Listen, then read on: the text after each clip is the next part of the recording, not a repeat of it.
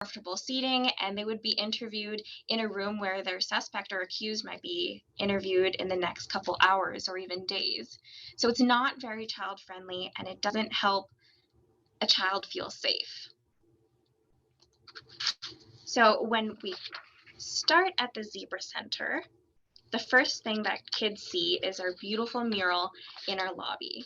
So it's filled with bright colors, and these colors, we use it in our paintings and our murals and our furniture, and it's throughout the entire center just to make a child feel at home, feel it's safe, and it's not so scary like the police headquarters would be. We also have 3 service dogs that may or may not be able to help a child tell their story with a forensic interviewer, or even just do a little meet and greet just to break the ice and start some rapport. So we go off of a multidisciplinary team approach, which is why I think it's so important to talk to different people of different disciplines. Everybody brings their own voice to the table and have something to say and something valuable to bring to each file. So we have a bunch of people on site, and under one roof, we have our volunteers and our staff and administrative staff. We also have our Edmonton police partners. So that includes the detectives of the child protection section, as well as the child at risk response team. We have about 4 RCMP members on site, 2 forensic interviewers from Children's Services, and specialized interviewers in our CART program, as well as our Alberta Health Services partners in our trauma treatment service. So that is all under one roof. In addition to the people that we have on site, we have partners that are off site, and these include Alberta Health Services with the Child Adolescent Protection Center, the Stollery, some of the principals and significant people in Alberta education, as well as our Crown prosecutors. They are great to liaise with when we need some consultations with Crowns. And then we also have our victim service units. Now, before I get into questions, I want to see if I can get to our website so that you guys will be able to take a look at how you can volunteer. So you just come to our main website page, and it's zebracenter.ca, and then it's underneath Get Involved, and in this drop down, you click our overview. So to give your time, our top volunteer positions that people usually go for are our court accompaniment folks. They stay with a child and family when they get to go to court, and they take them through the whole proceedings, liaise with Crown prosecutors, and sometimes it's just scary to be at court. So when we have people there who understand what is going on and knows the courthouse, it makes a child and their family feel more at home. Well, not really at home, but feel more comfortable. And then we have our child advocate positions, and that's another important one that we have here at the center, where they are with a child throughout the investigative process. So that starts off with when a child first comes to the center and they want to give a statement to our forensic interviewers. Our child advocates get them comfortable, make sure that their questions are answered, and start building rapport with the child so that whenever they need to make their statement with their interviewer, then they feel comfortable and safe to do so. And then along the way, throughout the investigation and the court system, our child advocates connect with their family just to make sure that they're doing okay if anything comes up, provide any updates that are given to us, and essentially just being there being a shoulder to cry on and trying to answer any questions that we can and connect them with resources. And then, of course, we have our event volunteers, where our volunteers would help us do the manpower for our fundraising events, but also some of the events that we put on for kids. And then our administrative volunteers do our day-to-day administrative tasks, such as file flow or data entry. And then we have our research volunteers. So they look into our programs and see what kind of research is being done across the world and how that applies to our center here, just so that we can have we can operate off of our best practices. So I kind of went through a whole bunch. I would normally show other videos, but I am going to open it up for questions. Awesome, Nadine. Thank you. So anybody who wants to, oh, is it echoing right now? Hopefully it's not. Wait, one moment. Let's try that again. Is it echoing? I don't think so. Okay. So anybody who has a question, please feel free to type it in the chat, or you can raise your hand and we will ask you to speak. So we'll give you about a minute or two to do so.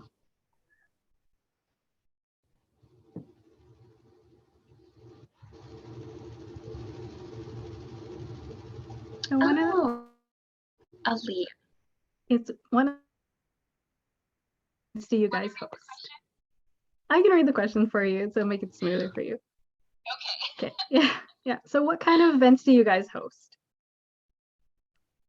So we do a lot of third-party events. So that's when we collaborate with some of the community members and host fundraisers like galas, or we have a family fun night that's coming up. There's a bunch of 50/50s that we're involved with as well. They pop up here and there, but our annual events that we do are our gala and our children's holiday event. So that typically happens in December or sometimes middle of the summertime. So there's that. But just a little bit of insider information. Next year is going to be our 20th anniversary. So we have a bunch of fun events planned. That sounds like a really great thing to get involved in if you guys can. Another question is, do you think volunteering here would be okay for a first-year university student? So I would assume, like, what are the time Absolutely kind of things? Yeah. So our normal time commitments for a child advocate would be about 2 hours each week. I know that we've had a few of our advocates apply for med school and have gone on with their journey that way, or some people have applied to do their Masters of Counseling and are now therapists. So there's a lot of experience that you can get here and apply that to your schooling and see where you want to take that. But first years are definitely welcome. We do have a couple of interviews that you would have to go through to volunteer here. And I know that our applications aren't open at the moment just because we're training a new cohort. And then I think they're opening in September for our February training.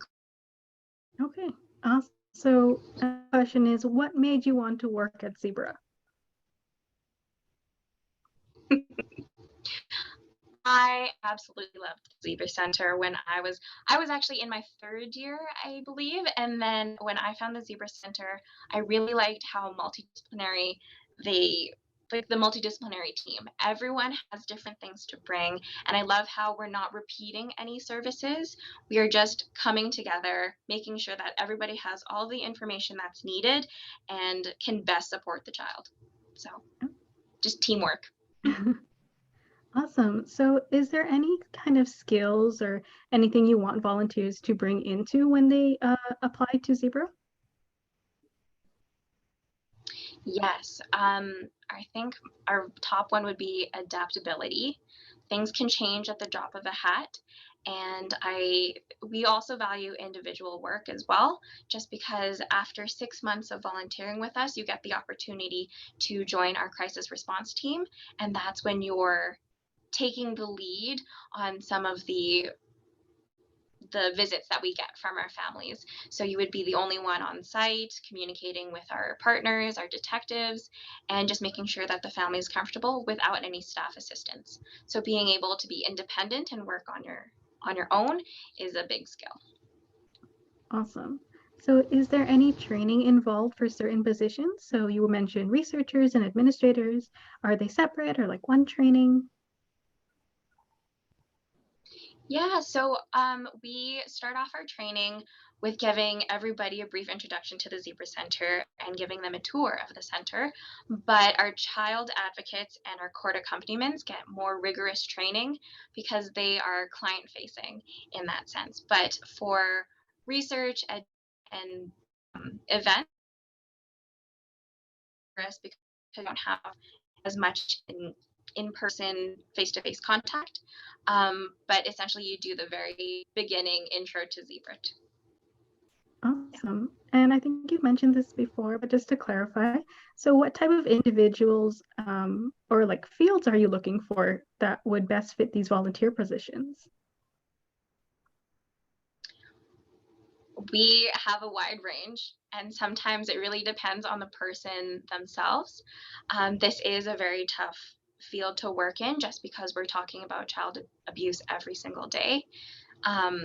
But we have a bunch of different volunteers from schools. So we have teachers, principals. We've had some research people who are currently doing their masters and just want to learn more about the court support process. There's some people who are interested in law. We've got a few like children and family studies type of people. And of course, we have some human ecologists like myself. And we have a few who had their Bachelor of Science in psychology, and then quite a few people who are trying to get into med school as well. Okay, awesome. And so we'll have one last question. So are you able to transfer positions? So for example, if you start at event planning, can you transfer it to an advocate position later? Yeah, you can. There's a lot of cross volunteering going on. Court accompaniment usually takes place during the daytime, so we don't have too many court accompaniments at this time, but I know that some of our child advocates are interested in going to court. So when they're not in school and in the summertime, they have more availability. So they can become cross trained in going to court as well as being our events. We open a lot of the times when we need volunteers to come help with events, we open that up to all of our volunteers. Okay, awesome. Well, thank you so much, Nadine, for that. I can see there's a few more questions in the chat, but we need to move on to our next speaker. So Nadine, do you mind putting in your contact into the chat so that people can get it? And as well as the Zebra site, if possible. Okay, yeah, thank you again. Sure. Thank you. Awesome. Okay, and so we will now move on to our next speaker. So our next speaker is from the Brain Care Center. Dominique is the volunteer coordinator at the Brain Care Center. She was first connected with BCC during her time as volunteering as a leisure companion throughout her years at university. She is proud to work for such an amazing organization, which provides services to those with acquired brain injury and their support systems to help redefine their identity and defy limitations. Personally, Dominique believes that social interaction and involvement in recreational activities is crucial to one's growth, making sure the Leisure Companion Program a crucial component to many of their clients' lives. So without further ado, please welcome Dominique. All right, thank you for that introduction. Let me just share my screen.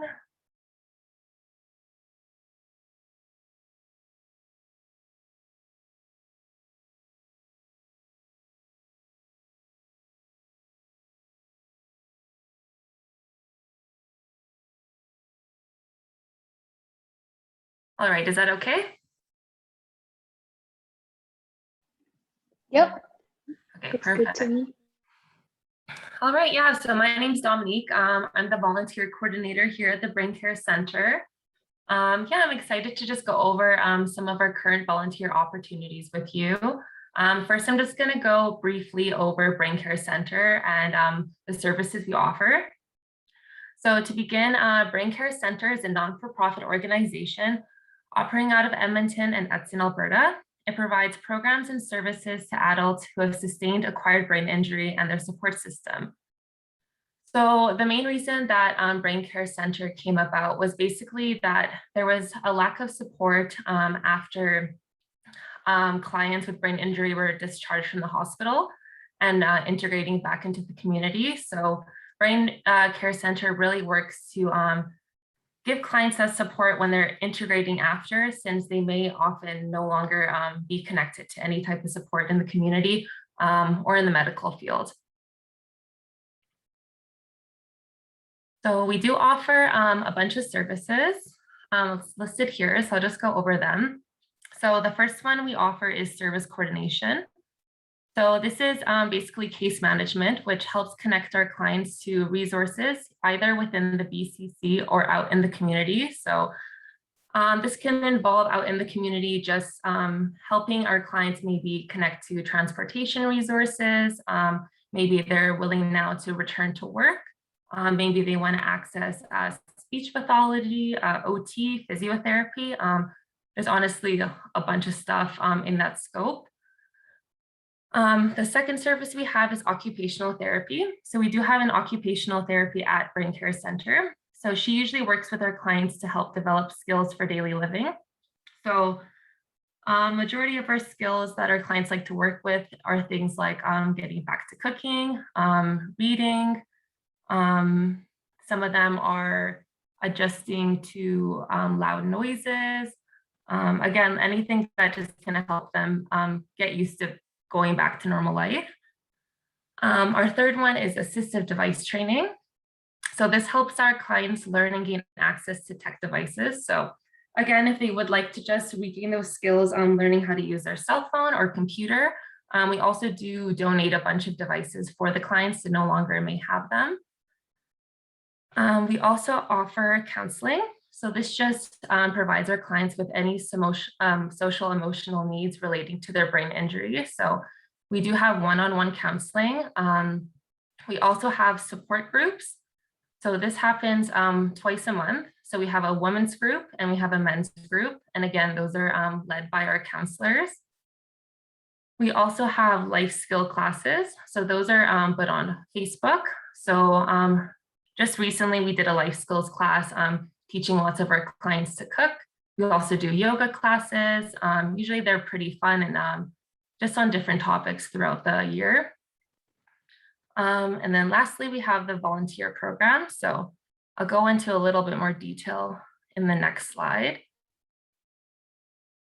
So we do have a lot of volunteer opportunities usually, but right now we are just limited to the Leisure Companion just due to the pandemic and most of our services being online.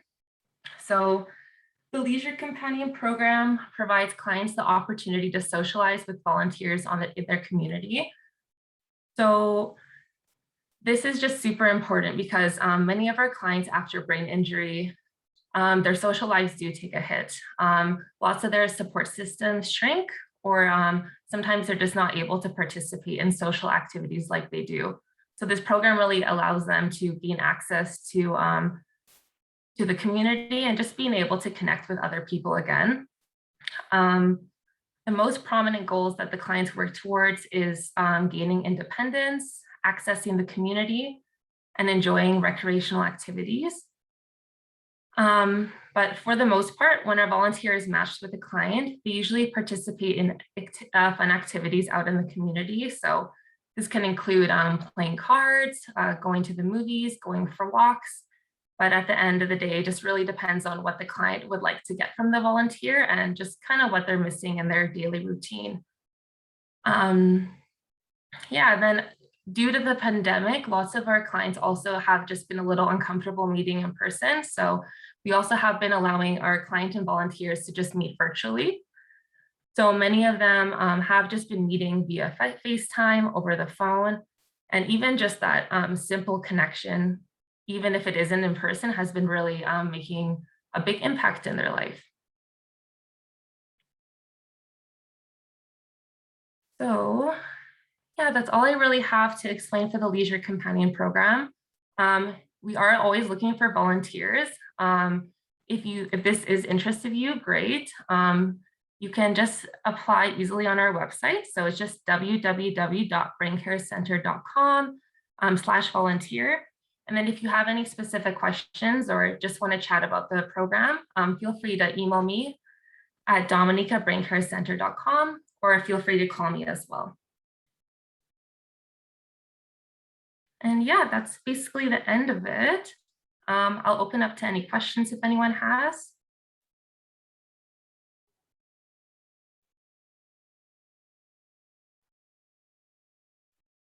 Yeah, I can read out some questions to you. Perfect. So, what qualifications do we need to be eligible to apply for these volunteer positions?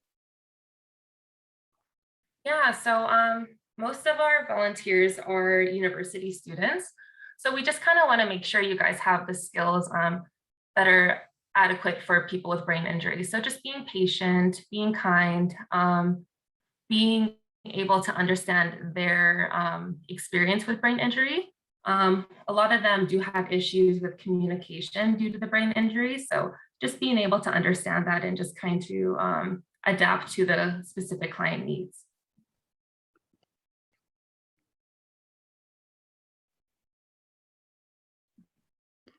So, what are some skills that you hope to take away from the volunteering? Like as a volunteer? As a volunteer, so what would you gain? Yeah, definitely just understanding that you are going to make a difference in these clients' lives. Like I said before, a lot of these clients no longer have social support systems or just simply a friend to go out into the community with to have coffee. So just to know that things that you take granted for are really going to make a difference in their lives. Awesome. So, where is the center located? The center is in the High Center, so that's just downtown. It's just across the Royal Alex. Okay. And so, also like the Zebra Center, do you guys have different volunteer roles, different positions that people can apply to? Can you describe some of them? Yeah, well, right now we actually just have the Leisure Companion program, but as in-person kind of comes back, hopefully it will, we're going to be taking in volunteers to help with support programs. So like I said before, we have women. So either you guys will help maybe facilitate some of the groups or just kind of maybe give us ideas of topics to discuss in the groups. We also take volunteers to help us with some of our events. So we are in the midst of actually right now a Bike for Brain Care Center event. In September, we usually have a brain care awareness brunch that we usually have volunteers help out with. Yeah, and then we also have volunteer positions for life skill classes. So if you ever feel like just have a special skill that you'd like to share with some of our clients, we do allow some of our volunteers to run those over Facebook. Awesome. And so is it competitive to become a volunteer? At the moment, not really. As long as you have all those kind of skills I mentioned prior, and then you're willing to really just adapt to the client's needs. We have many clients still looking for volunteers all the time. So it's a pretty quick process. And so just jumping off of that, how early can an individual apply? So in terms of like first year, second year? Oh yeah, it doesn't matter. First year, second year. Many of our volunteers come in all walks of life. We even have had a couple just people not in university join. We have professionals join, people in university. So it just really just depends on the volunteer. Okay. And when does the application open? Right now it is open. So if you just go on braincarecenter.com underneath the volunteer tab, it'll have just the application portal right there. Okay. And I believe, so I can do two more questions. The first one is, how many hours a week do you have to commit? Yeah, so yeah, I know lots of our volunteers are in university, so they like the flexibility. So it is super flexible. You basically decide with your client how often you would like to meet. So some matches meet once a week, some of them meet once a month, but that can also change as you go throughout the year. Okay. And the last question is, what type of training is required for a volunteer? Yeah, so we usually do ask our volunteers to go through a brain basics presentation, which is led by our intake coordination. And then after that, if you have any specific questions about the role, we're always here to support. Mm-hmm. But the brain basics usually will go everything needed for it. Okay, awesome. Thank you so much. That's very insightful. And I hope some of you are able to volunteer, or at least apply to volunteer at the Brain Care Center. So Dominique, if you can also put your contact and possibly the website to volunteer in the chat, that would be great. So yeah, once again, thank you. And I believe we will be able to move to our next speaker. Well, pair of speakers, actually. Our next speakers are Tim and Elliot from Meals on Wheels. So Tim is the Fund Development Manager with Meals on Wheels Edmonton. He joined the nonprofit earlier this year and is responsible for managing fundraising, stakeholder relationships, and external communications. Definitely a tall order during the pandemic. As for Elliot, he joined the client services and is a volunteer manager. So Elliot has been with Edmonton Meals on Wheels since the beginning of the pandemic, beginning as a volunteer himself. He manages volunteer experiences, initiates new programs, and supports the essential task of getting our meals to those who need them. So without further ado, please welcome Tim and Elliot.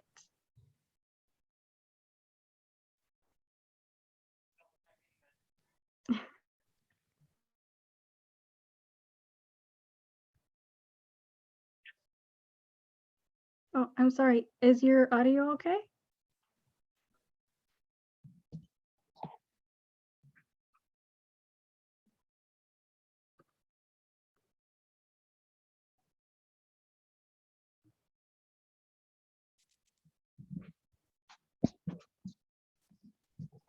Some minor technical details here. Can you put the mic closer to your mouth? Sound is better now?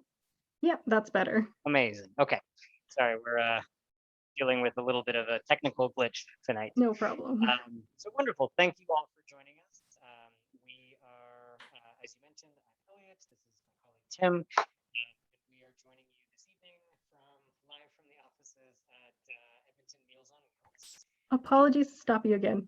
Sorry, it's cutting out. Oh, no. Let's see.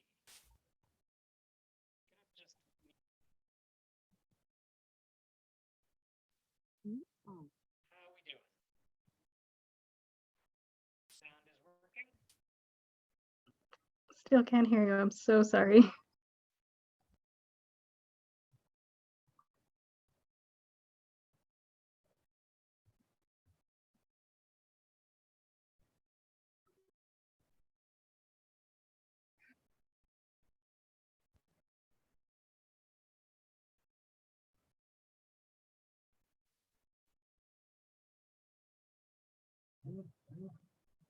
Okay. How about now?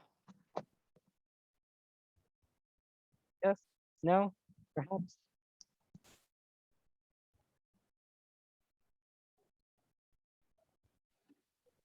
That seems to help a little bit. Do you mind speaking? We should be connected. Can everyone now hear me? We can hear you now. You're good. Yeah. Okay, wonderful. Sorry about that, folks. No problem. Yes, and let's see, I just need to share our screen shortly here.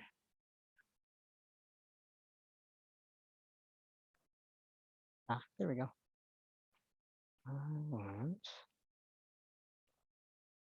this one. Yes. And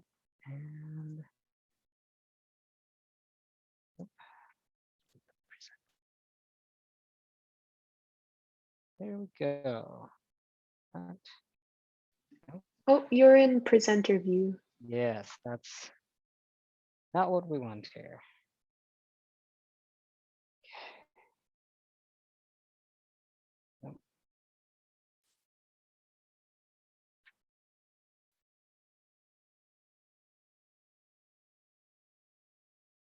Like it's the first time I've done a Zoom in a really long time. Thanks for bearing with me, everyone.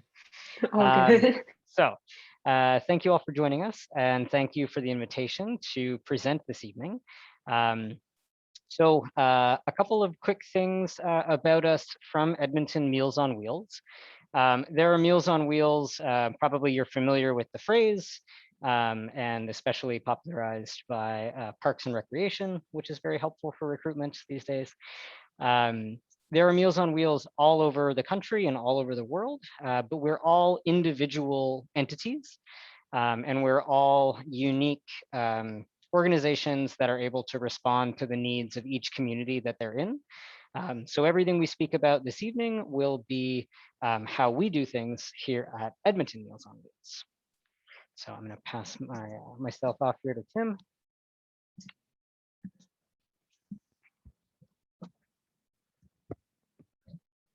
Hey everyone, so as Elliot mentioned, I'm Tim. I'm the Fund Development Manager. I'll also typically wrangle both corporate and group volunteers. So if you end up volunteering solo, you'll likely be hearing from Elliot, whereas if you wanted to come down as part of a student club, a sports team, a frat or a sorority, anything like that, you'll be in touch with me. So a few more things about the organization. The Edmonton chapter first opened in 1969, so we've been around for over 5 decades here. Obviously, we provide home delivered meals as well as promoting food security and independence to our clients, and that's been a heck of a road, not just during the pandemic, but throughout the years. So, for those of you who have already heard of the organization, a common thing that people will hear is that it's delivering meals to seniors, and that's about it. But we have a wide variety of programs and services, and they just keep evolving, really. Our youngest client right now is 8 years of age, and our clients can be homebound for a number of reasons, including age, but also mental and physical disability, compromised immune systems, all sorts of stuff will end up putting someone on our client list. So as you can see here, we provide a range, we provide our clients with a range of services, including delivering meals, but also taking and delivering grocery orders, and providing social interaction and some informal wellness checks and other supports to those who live alone. So as you can see, all of our services have a direct impact on our clients' ability to remain independent at home, as well as feel like they're part of a broader community.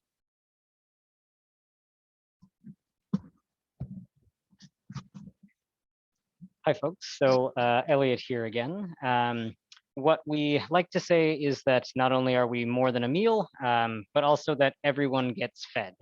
And what we mean by that is not only that we are out there in the community, nourishing people with the food that we serve, but also feeding the drive for community and for connection. So one of the main things that is wonderful from our perspective as a volunteering opportunity is that our clients come from all ages and backgrounds, but so do our volunteers. So while we think it's important for volunteers to identify passions that they are interested in serving, or community groups that they have an affinity for, if you come to volunteer with us at Meals on Wheels, your time would be directly benefiting Edmonton as a whole. So we don't have any criteria or qualifications for folks to get on to our services. We will deliver a meal to anyone of any age for any reason. And so whether you're in our kitchen helping out prepare those meals, or you're out on the road helping to deliver them, not only will you have a diversity of companions, kind of on that journey, both other volunteers and clients, but you'll also have, the sense of knowing that you are benefiting really everyone who could benefit from the service, rather than a really particular or insular part of the community.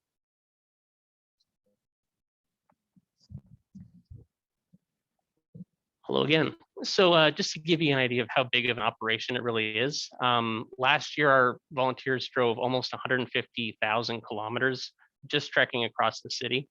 And we also ended up producing over 250,000 meals for our clients. We typically deliver to about 475 clients daily, and that works out to something in the range of 40 to 45 delivery routes, going out every day from our office to our depots to our clients all across the city. And our volunteers really get a kick out of it as well. As you can see from these stats, which we collected at the end of last year, beginning of 2021, an overwhelming majority of them feel like they're helping us bring together the community, getting everyone else around us through challenging times, making a positive difference in the lives of Edmontonians here and there, and that generally leads to our volunteers feeling dedicated to the cause and staying with us long term.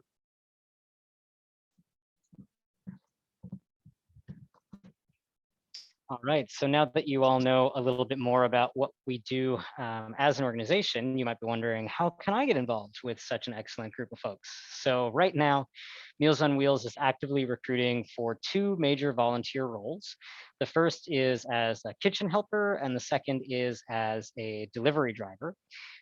So we do have multiple options for folks, and we tend to be an organization that we pride ourselves on having a really low barrier system. So our expectations of volunteers is that you will show up and we will teach you what you need to know. For kitchen volunteers, we do not expect any culinary experience. It is not required or expected. Anything that bring with you is wonderful, but it's also an excellent space for folks to learn life skills, young people to get comfortable in the kitchen, especially if you maybe grew up in a family that wasn't big on cooking like mine, or if you happen to be an industry professional who wants to give more of your time. Everyone has a place in our kitchen. And for folks that might be interested in interacting more with our diverse client base, if you have an interest in any kind of social services, so a potential career in social work, in law enforcement, in anything that might be client facing, working as a delivery driver will give you a ton of opportunities to interact with different clients throughout the city. And so not only is it a chance to really feel a real tangible difference in someone's life, it also is an experience that will never bore you. We'll say it that way. You will always have new experiences, new clients, and it's a real chance to kind of get a window into someone else's life. And we find, the connections and the relationships that our driver volunteers make with folks over the years tends to be one of the main reasons that they continue coming back. So if you're interested in volunteering as an individual for either of these roles or any of our other opportunities that are listed on our volunteer page on our website, we encourage you to fill out the volunteer application. If you are interested in volunteering as a group, and so we define a group as anyone that's more than 4, or any group of 4 or more people, you will want to send us an email. It's volunteer@mealsonwheelsedmonton.org, and Tim will give you all the details that you need to know. So with that said, thank you so much, and we're here to answer any questions that you might have. Great, thank you guys so much. So I'll just wait a little bit for some questions to come in here.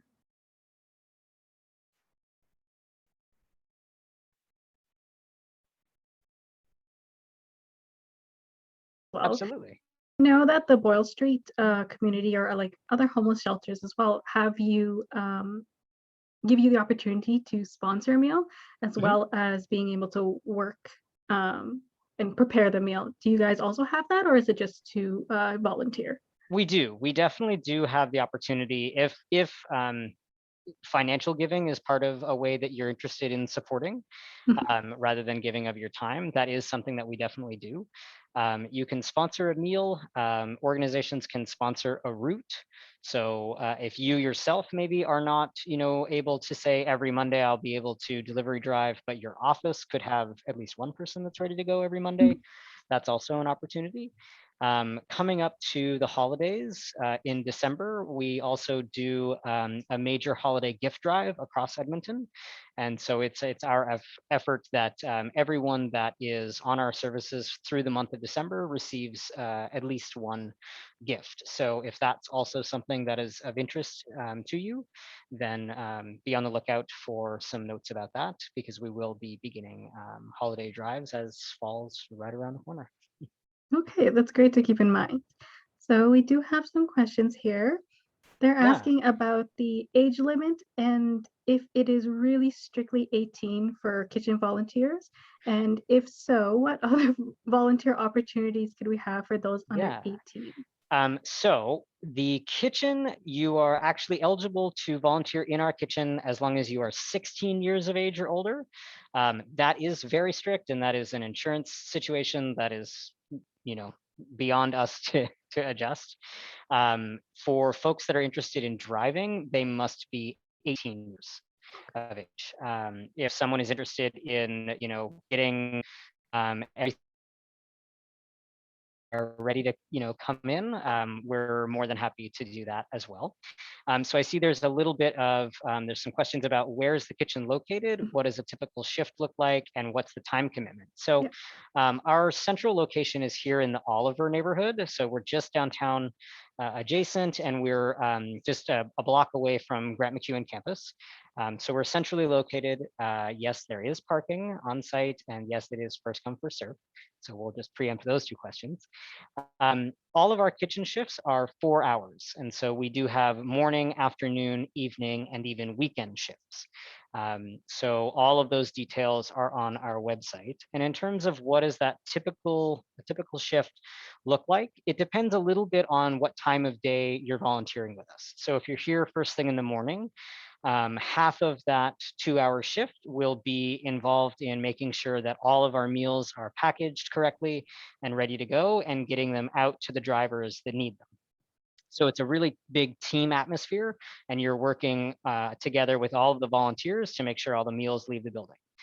In the afternoon, things are a little bit more, we're more on the preparation side. And so there's a little bit more of the kind of active cooking. So we do a lot of portioning and preparation work in that time. So that could be, well, basically anything you can do with vegetables: chopping, slicing, dicing, peeling, grating, you name it. And getting things ready to be cooked off in the evening. So when I did mention that we don't expect that folks have culinary experience, we do have professional staff and chefs on site. And so they handle most of the hot work and dealing with, like, I'm not very tall, but I can fit inside all of our ovens standing up. We have soup kettle about the size of a small equipment that certainly not used to using at home, and you might not be used to using at home, but we do have our professional staff on site to handle that. And so what you would be asked of, anything we'd ask you to do, it would be along with a demonstration. And we make so many different kinds of items each day that it's very unlikely you'll be doing the same thing each day. So whether that's preparing vegetables for a stir fry, or cutting a very, very large cake into very, very small pieces of cake. Because at the end of the day, all of this large commercial cooking, it goes out to be an individual meal. So in terms of the time commitment, so I did mention that the shifts are 4 hours, and we expect a minimum of 2 shifts per month for between 3 to 6 months as kind of what we're looking for in volunteers. Because it does take you a little while to get the hang of, where's all the equipment that I need in the kitchen? What are the kind of tasks that I'm going to have? We do ask for a little bit of regularity in that sense, but folks can kind of volunteer whatever works for their schedule. A minimum of 2 shifts per month, but could be as frequently as works for you. Okay, awesome. Yeah. I'm so glad that you can see the chat. Awesome. So yes. I have one last question. It's asking about being a driver. Do you have any specific qualifications that you need for a driver? Is there a certain license that you need? Right. So because drivers are more client facing, we do ask that you undergo a vulnerable sector police check. This is kind of initiated through us. It's done online. It costs $15, and that's reimbursed to you. So we do this to make sure that everyone has been security screened, and that we all know, and you being placed position of trust with those clients. The training that you'll receive on site, you'll have a full first day orientation. Where possible, we like to send you out with an experienced driver on your first day so that you can ride along and get a sense of how things go. And our office staff is always here on site to answer questions. So, you might be out there on the road alone, but you're not on your own. Other than having access to a vehicle, having a current license, current insurance and being able to pass that police screening. We don't have any other qualifications. Okay, and there's not like a specific license in terms of like a class 5 or a class 7? Nope. Or those kind of As things? long as it is valid in Alberta, then you are clear to drive. Awesome. So thank you so much. I believe that would be the end of your presentation. Yes. Hopefully all of you will be able to apply to Meals on Wheels and help out there. And if you guys can, do you mind putting in your contact in the chat as well? Definitely, we'll do that just now. Okay, awesome. Okay, super. Thank you all again. Thank you. Okay. So at this time, I would suggest that we have a break as we've gone through a lot of presentations, but at the same time, we are a bit over time.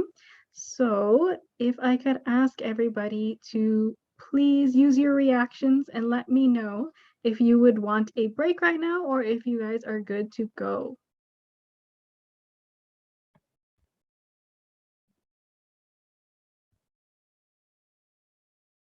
If you're good to go, please have a thumbs up. If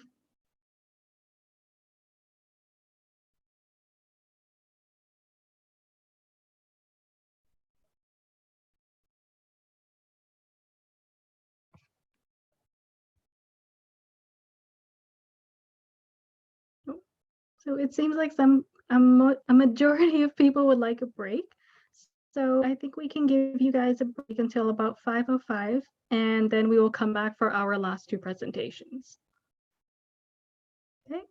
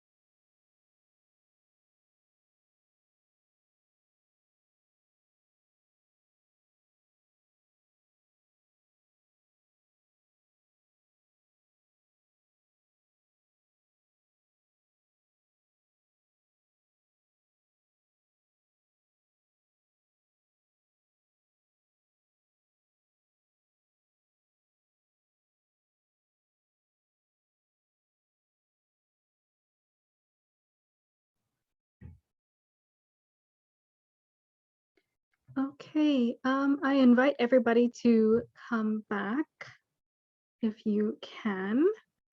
And so we will start with our second last speaker, which is Kim, who hails from Boys and Girls Club, Big Brothers Big Sisters of Edmonton and area. Kim is the volunteer and staff resource manager with Boys and Girls Club, Big Brothers Big Sisters. She has been with the agency for 20 years, and she started and stays because they do great things for kids and families in the community through the support of great staff and amazing volunteers.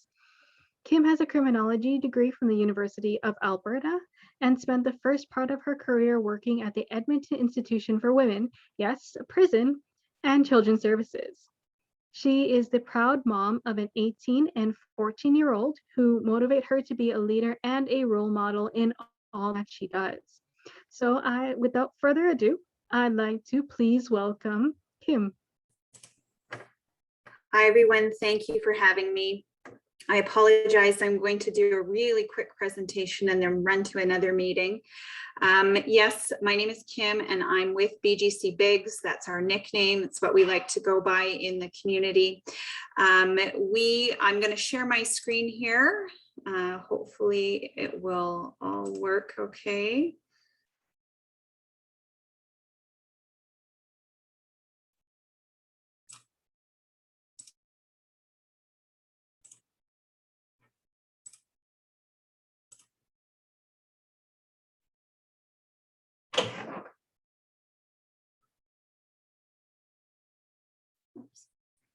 Sorry, this little screen here.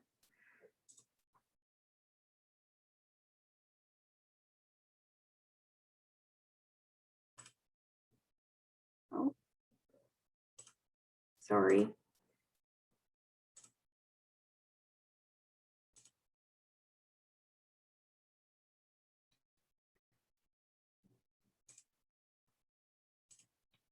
There we go.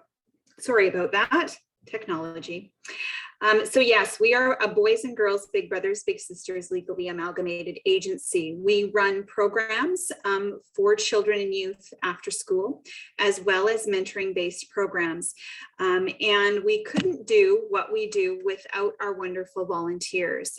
We have well over 3,000 volunteers supporting our programming for children and families in our community. And volunteer opportunities and commitments can vary, but most are once a week. So our agency has been very proud to say that we've continued to offer programming to children and youth over the last 19 months through the pandemic. We have, with those famous buzzwords, pivoted and shifted our work in order to ensure that kids and families were still very much supported by our organization. And we had a couple of very specific kinds of programs that we kept running, primarily our mentoring programs. So of course, we were not allowed to have access to schools in the same way. And our club programs were really needed to be limited in terms of the volunteers that would have been in our programs. And so it was mostly paid staff, and that was from a liability perspective. But the programs that we continued to volunteer with were our Bigs in the community. We started to operationalize virtual mentoring. So that's how we served a lot of our kids who were in our school-based programs. And we have our youth and care mentoring programs. So for some of our kids with different types of barriers and needs, and then our network mentoring. Network mentoring really focuses in on youth employment and post-secondary attainment. And so those were volunteers that were matched to kids who are a little bit older, 14 plus, with a focus in the area of network, securing the first-time job or preparing for post-secondary. Mentoring really is one of those programs that provides a healthy adult for kids in their lives. We know that our famous slogan right now is now more than ever, do kids need other healthy adults in their lives? They have been away from a lot of the relationships that would be normal to them. And so being able to connect with kids online Even our volunteers that were mentoring in the community, they toggled between online and in-person communication just based on how the restrictions sort of went. It's really a common sense kind of thing. If they told us they weren't allowed to see someone outside your household, they met online, talked on the phone, played virtual video games. And once you were allowed to gather in groups under 10, they were outside, spending time outside together. So it was really a nice example of how people could really come together to still support kids and be flexible. We know that our programs do a number of good in a number of areas. This is all based in research. A lot of our volunteering and the things that we do, we like to ensure is backed by data. We have seen that kids with mentors are less likely to use alcohol and drugs, less likely to skip class, less likely to miss school, and less likely to have other types of barriers in their lives in terms of vulnerability.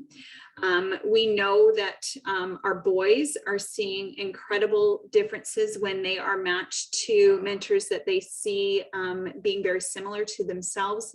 We also know that girls experience the same. And I use the term boys and girls, however, we are an EDI-based agency. We accept all volunteers and children from a variety of backgrounds.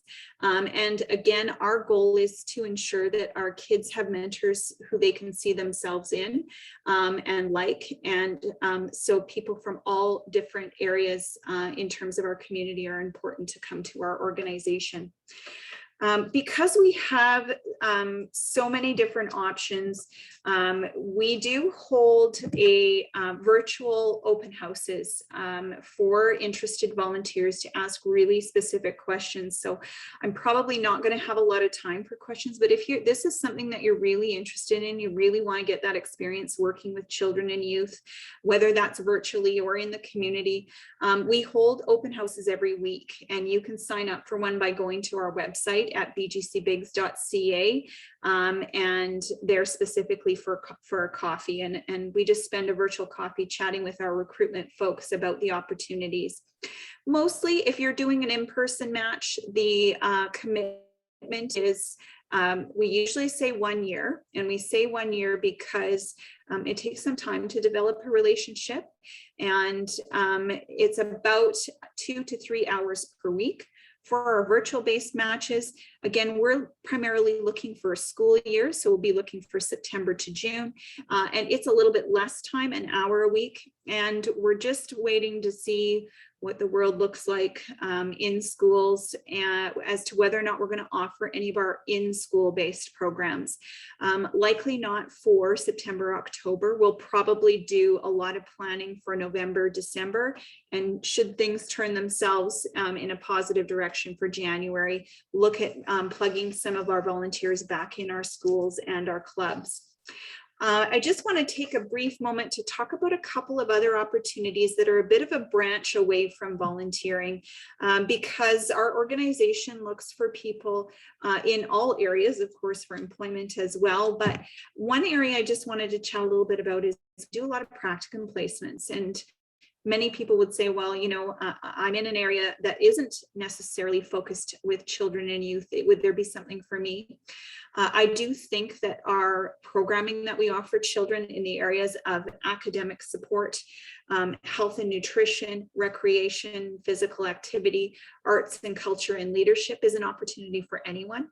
And so if you're looking to gain some experience or some leadership skills in those areas, when we start to open up those school and club-based opportunities, those are great volunteering practicum placements for individuals who maybe have that in a particular program. Nonprofit organizations also have support services, so things like human resources, admin, and finance, fund development. We have all kinds of different areas for people to also volunteer in as well. And we also hire a lot of part-time staff. I love post-secondary students because they tend to fit our part-time after school hours really well. And again, does your career path have to be with children and youth? no, leadership development and supporting the leadership of young people and really just caring about kids, liking to hang out with them, is really what we're looking for in terms of our part-time program staff. So thought I would just share those couple of other opportunities for you. I am, I think, at the end of my presentation there. Stop sharing my screen.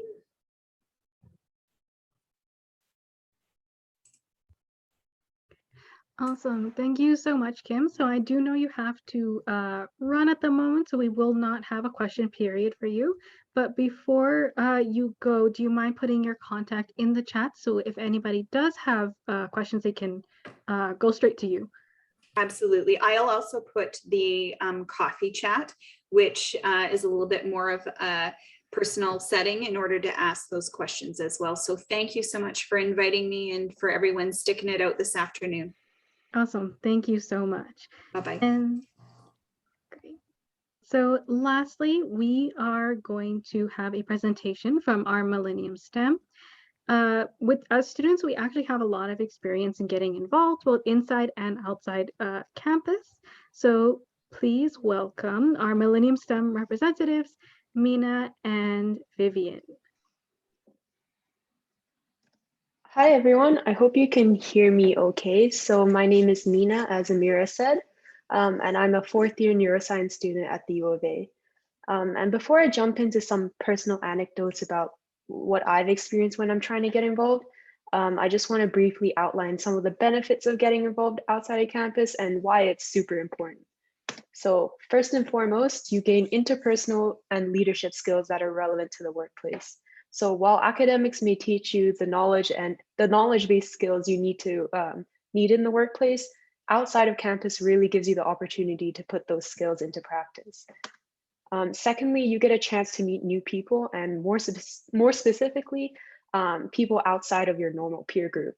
So you could have a chance to meet people of different backgrounds, cultures, and abilities. And this is super important experience to have because in the workforce and most of real life for the matter, not everyone is going to have the same interests or background as you. So being able to really connect with people who are different from you is super important. Another benefit of outside of campus involvement is that, of course, you get to contribute to community, which is something that hopefully we are all aspiring to do. And lastly, something that I feel like is often not mentioned enough, and that's getting involved helps you figure out what you enjoy and potentially want to do as a career. So we're all in our late teens or early 20s, so most of us probably don't know what exactly we want to pursue.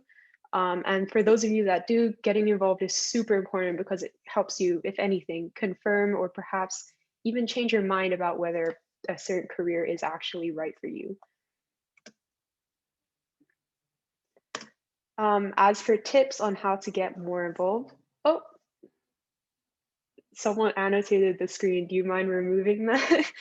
I'll ignore that for now. But as for tips for getting involved, it's super important to keep an open mind, which is something I wish I had realized sooner.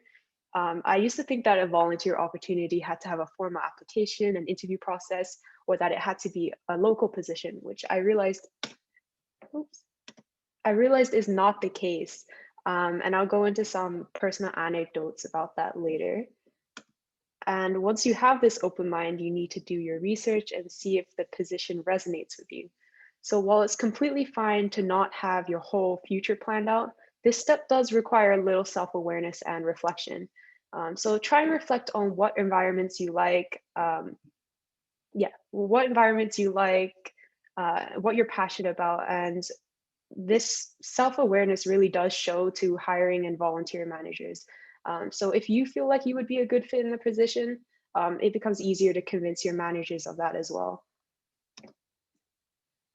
Thirdly, I think this one is more of a secret weapon than a tip, and that is to use your connections. So if you know someone who is part of an organization you're interested in, reach out to them. They could tell you like what opportunities are available or straight up help you get that opportunity if they have the power to do so. And while it's been hard for us to connect with each other in this remote situation, I think honestly, one of the easiest ways to do this virtually is to use LinkedIn, and of course, come to webinars like this one. And last of all, what I want to mention is do not give up after rejections. Depending on what kind of opportunities you're seeking, there's a good chance you will have a lot of rejections. And I also have a little personal experience about this, which I'll mention in a little bit. So last of all, I will briefly talk about some of my own experiences trying to find opportunities outside of campus, which will hopefully give you guys some examples of how the tips I just mentioned can potentially be helpful. So the first example I have was actually started back in high school when I heard about a family in Edmonton that was looking for a stem cell donor. After hearing about this, I just reached out to the family directly and suggested organizing a stem cell donor recruitment event in my high school, along with one of my friends. So yeah, the reason I bring this up is really because this is, I think, a good example of what an unstructured or informal volunteer position could look like. It doesn't need to have a whole application process and interview. Sometimes it could be as simple as just reaching out to someone and offering help. The second example that I think really highlights the power of connections. So when I was in junior high, I used to participate in this robotics program for a couple years. And later when I got into uni, I decided to reach out to that program coordinator who knew me from when I was a messy junior high kid. And I asked her to be a robotics team mentor. And even though I probably wasn't the most responsible and mentor-like person when I was in junior high, she still gave me the position because we had that connection, which really highlights how important even the smallest connection can be, as it can help you stand out over people who might be strangers to the hiring manager. And last of all, I just want to revisit the importance of not getting discouraged by rejections. So over the summer, I applied to about 30 different jobs that I found off of job boards like Indeed, and I ended up receiving about 29 rejections and 1 yes. And now I'm not trying to sound like a motivational speaker who goes on about the importance of resilience and using rejection as fuel, but I do think this brings up an important lesson about not taking rejections personally and just moving on from it and trying again. Now, this is certainly easier said than done, but I wanted to bring this up because I think it helps to know that rejection is not specific to you and it's something that everyone faces. So the sooner we can learn to deal with it, the better. I keep forgetting to press next. All right, that's enough for me. I'm gonna head over the presentation to Vivian. Hi everyone, my name is Vivian and I'll be heading into my third year of the dietetics specialization program this year. And I'll just be presenting the last half of this presentation. So these are just some examples of organizations that you can volunteer at outside of campus. There are tons of opportunities available that aren't limited to the organizations that are shown here or the ones that came to present today. So just see what you're really interested in. And it really helps to look at what the organization stands for and what they're about and see if that aligns with you and your interests. So we've included their contact information here, so feel free to screenshot or take them down if you're interested in volunteering at any of these organizations. I'll just give like 10 seconds for you guys. Okay, sorry. So moving on, we also wanted to discuss how you can get more involved on campus as well. So joining clubs or volunteering on campus is another great way to get in touch with other students, make new connections, develop your leadership and interpersonal skills, and make your university experience more memorable. It's also a really nice way to just take a break from all of your classes. So one way to find clubs available on campus is through Bears Den.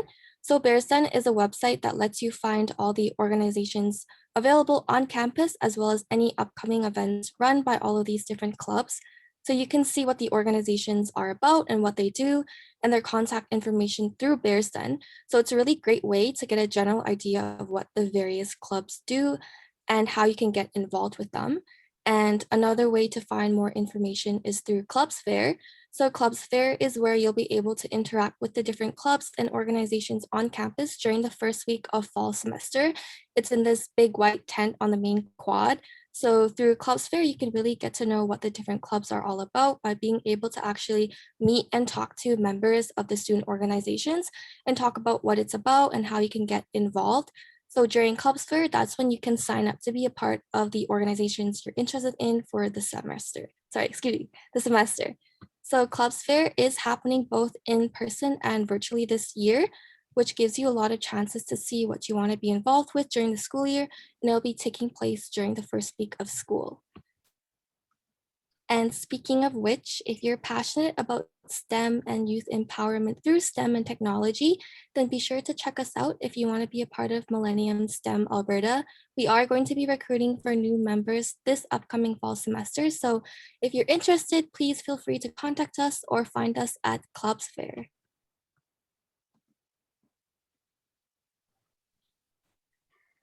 Awesome. Thank you, Mina and Vivian. And so at this moment, we will be open to general questions.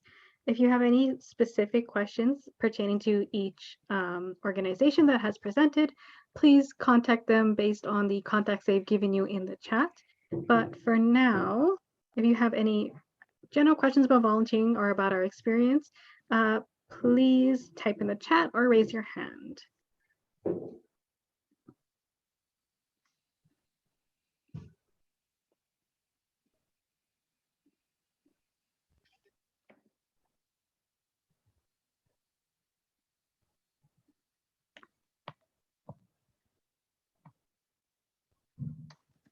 One moment.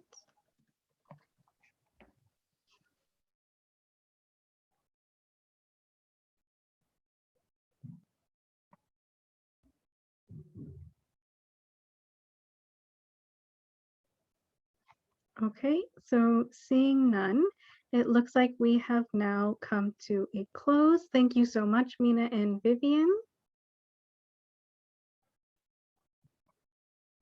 Okay, and so like I said, we are going to be coming to a close. I would like to thank the speakers for being with us today and giving us insightful information on volunteer opportunities, which I hope you will all take advantage of. I would also like to thank all of you for attending today and for all of your questions. Lastly, I would like to thank the Millennium STEM team for their hard work on this webinar series. But just to leave you with a side note, Millennium STEM's next event will be in November for our STEMCon, which will feature keynote speakers and networking sessions. So in order to keep up and for more information, follow us on our social medias. And as mentioned before, we are recruiting, so come check us out at Clubs Fair. So we hope to see you all soon at our next event. We hope you gain some information from insightful information from this event. And once again, thank you and goodbye from the Millennium STEM team.